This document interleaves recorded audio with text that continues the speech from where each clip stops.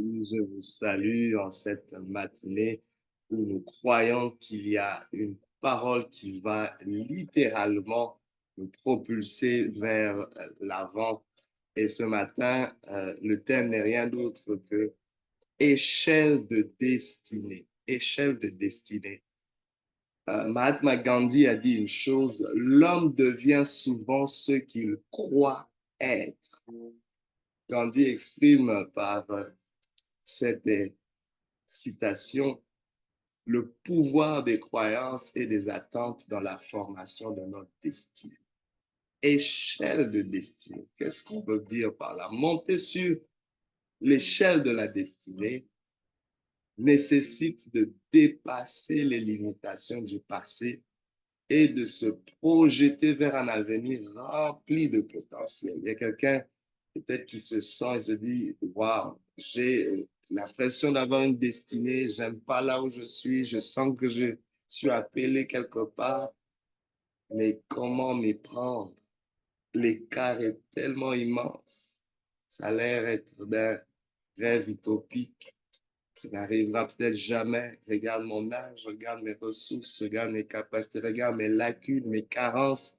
Aujourd'hui, il y a une échelle de destinée qui peut être utilisée pour atteindre cette destinée. La destinée est certes la raison d'être de notre existence. Et puisqu'on existe aujourd'hui, il y a forcément quelque chose, cette échelle qui peut nous y amener. Alors, il y a ce qu'on appelle l'effet Pygmalion qui nous enseigne que les attentes positives, tant pour nous-mêmes que pour les autres, peuvent transformer des vies. Par exemple, un enseignant qui a des attentes positives vis-à-vis de ses élèves sera surpris, agréablement surpris de voir ses élèves mieux performer. Parce que cette attente va pousser l'enseignant à donner plus d'attention, à outiller les élèves et les élèves se sentiront plus en confiance. Ils vont croire ce que leur enseignant projette sur eux et il y a quelque chose qui se développe. Que dire d'un parent qui a des attentes en disant à son fils, tu es fort, tu vas aller loin. Même quand les résultats ne sont pas fameux présentement, vous serez surpris parce que l'enfant va se dire, waouh, papa me voit grand, il me voit aller loin, il va y croire et cela va avoir un impact sur comment il est en train d'évoluer. Donc, il y a cette échelle de destinée qui peut justement se traduire par cet effet Pygmalion. Euh, Cet effet Pygmalion révèle l'importance des attentes et des croyances dans le potentiel d'autrui pour influencer positivement leur performance. C'est inspiré du mythe grec, de la mythologie grecque de Pygmalion, où une statue sculptée par l'artiste a pris vie en réponse à son amour et à ses attentes. Donc, il y a juste un artiste qui est tombé en amour avec sa œuvre et son œuvre a pris vie. C'est une, certes, c'est un mythe, mais il y a beaucoup de choses à apprendre sur cela. L'effet Pygmalion montre comment nos attentes peuvent se transformer en prophéties autoréalisatrices. Alors, ici, dans cette échelle de destinée, il y a une conversion de mentalité entre le passé périmé et l'avenir intact. Parfois, ce qui nous fige justement dans cette poursuite vers notre destinée, c'est un passé qui nous retient, qui nous rappelle qu'on n'est pas digne, qui nous rappelle qu'on n'a pas le droit d'aller vers cette destinée. Qui sommes-nous? Qu'on n'a pas on n'a pas ce qu'il faut, on n'est pas adéquat, on n'est pas habilité.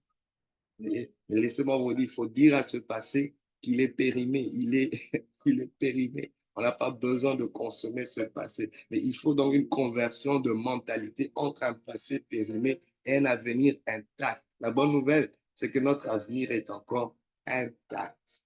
Il n'a pas encore été touché, il est stérile.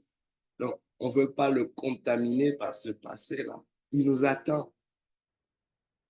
Échelle de destinée. Il y a un avenir intact qui nous attend. Peu importe d'où vous êtes, peu importe par quoi vous commencez, peu importe de votre votre background familial, peu importe les relations qui vous ont forgé, qui vous ont dénaturé, qui vous ont, je ne sais pas, abusé, il y a possibilité d'avoir cette conversion de mentalité entre ce passé périmé et cet avenir intact. La conversion de mentalité consiste à passer d'un état d'esprit figé par les échecs du passé à une perspective tournée vers l'avenir et ses possibilités intactes. Elles sont innombrables. Alors, cette transformation est cruciale pour monter sur l'échelle de la destinée et atteindre son plein potentiel.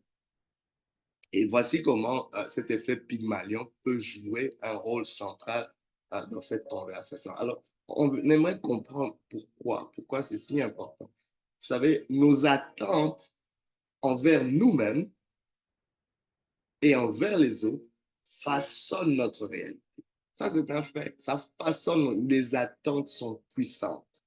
Souvent, aujourd'hui, vous avez mal dans vos relations, c'est parce que vous aviez des attentes qui ne sont pas rencontrées. Alors, il y a quelqu'un qui disait parfois, pour avoir moins mal, nous devons ajuster nos attentes, surtout quand la personne est en train déjà de nous montrer de quoi elle est capable ou de quoi elle n'est pas capable. On peut réguler les attentes et de dire, bon, avec cette personne, je ne peux pas m'attendre à plus que ça. Et les gens se protègent de la sorte.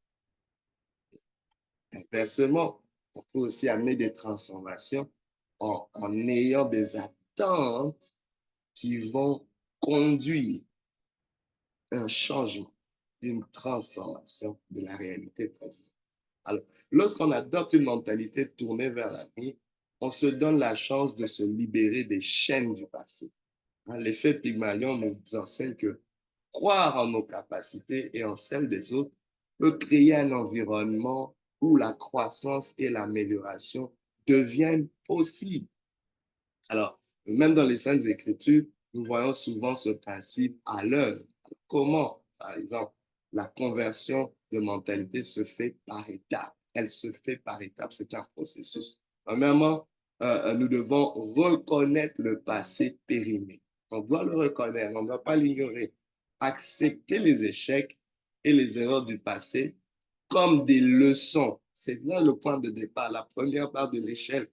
Acceptez-les comme des leçons. Elles sont des leçons. Ne gaspillez pas vos échecs. Ne gaspillez pas ce qui n'a pas marché. Soyez toujours prêts à extraire les leçons.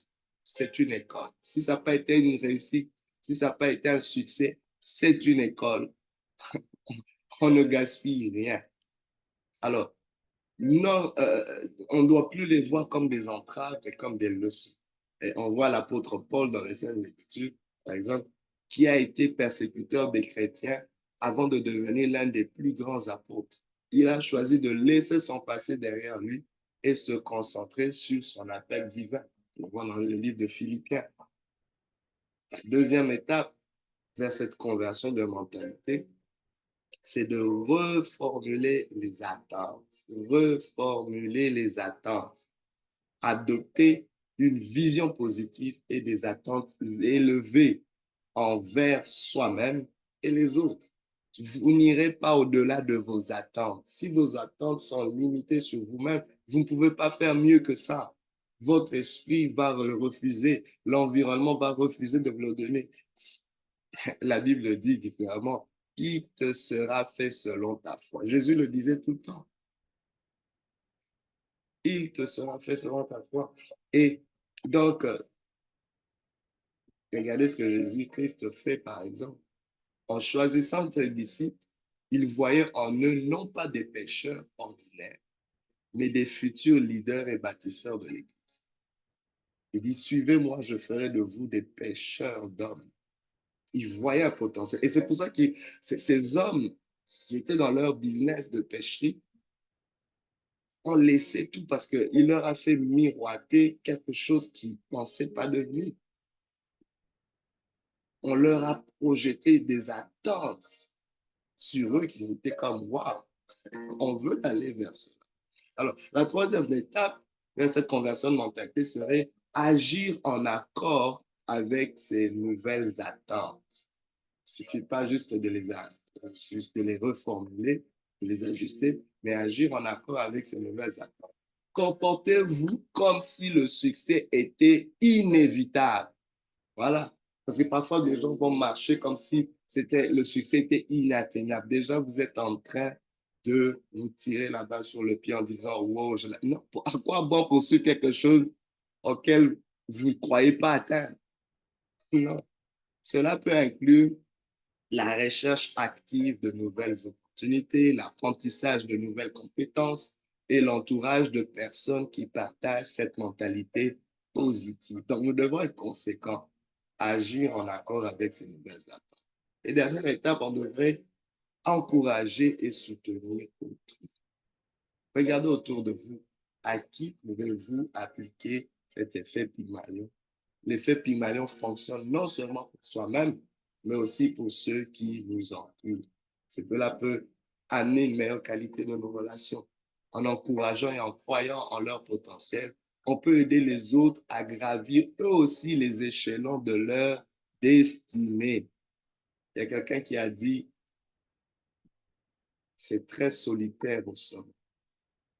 Quand vous gravissez une montagne, souvent, il y a des gens qui ont commencé avec vous qui ne sont pas là. Et à un moment, on se dit à quoi bon avoir gravi tous les échelons et se retrouver seul vers le sommet. C'est vrai que c'est important, pendant que vous êtes en train de monter cette échelle de destinée, d'aider d'autres aussi à gravir ces échelles de destinée. L'échelle d'une destinée peut être différente d'une destinée à une autre, mais soyons conscients de ça. Avant de finir, il y a un homme dans la Bible du nom de Gédéon, dans le livre de Juges. Gédéon se voyait comme le plus petit et le moins important de sa famille. Mais Dieu l'a appelé homme vaillant et l'a utilisé pour sauver Israël de Madian. Cette nouvelle perspective de son identité a permis à Gédéon de dépasser ses propres attentes et de réaliser une grande destinée. Il y a peut-être quelqu'un qui a juste besoin de voir, de se voir au sommet de l'échelle.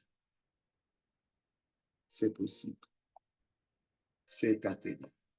Pour conclure, j'aimerais vous dire ceci, une citation de Dan Millman qui a dit ceci. Le secret du changement consiste à concentrer son énergie pour créer du nouveau et non pour lutter contre l'ancien. Tu ne peux pas gravir une échelle en continuant à lutter avec l'étape qui est en dessous de toi. Tu vas faire du surplace. Mais concentre ton énergie à créer du nouveau. Il y a une nouvelle étape, il y a une nouvelle barrière à saisir. Et je le crois pour toi. Je m'attends à des grandes choses dans ta vie. Je te vois gravir cette échelle, l'échelle de destinée. Rendez-vous au sommet.